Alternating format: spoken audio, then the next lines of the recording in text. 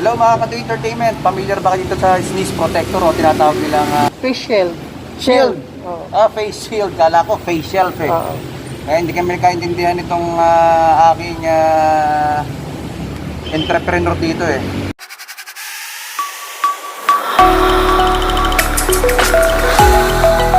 Yes, nandito po ako ngayon sa Southeast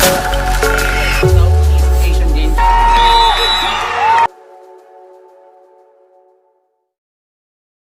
So, paano ba i-assemble to? Ayan. As simple as this. Ito. May dalawang butas yan. Meron pa sa loob ng plastic. Tatanggalin, di ba? Opo. Tanggalin. But before anything else, meron pang ano yan, may covering pa yan eh. Opo. So, babakbakin natin. Oh. So, natanggal na natin dalawang plastic dito, pati yung nasa bilog sa plastic eh, natanggal na natin. So, ikakabit na natin siya using this frame, ano? Yeah. Ipupush mo rin siya dito. Dito para hindi mabunot yung pinaka ano niya, Opo. pinaka-pin niya. Then yun. Saka pa lang ipapasok dito.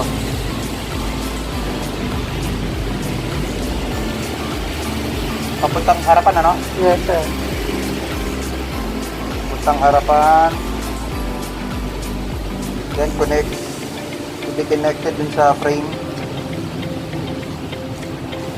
Ayan. Sarap pag-assemble, ano? Sa susunod, ano Bye, na to? ma'am. Magiging karibal na ako nito nagkakamera sa akin.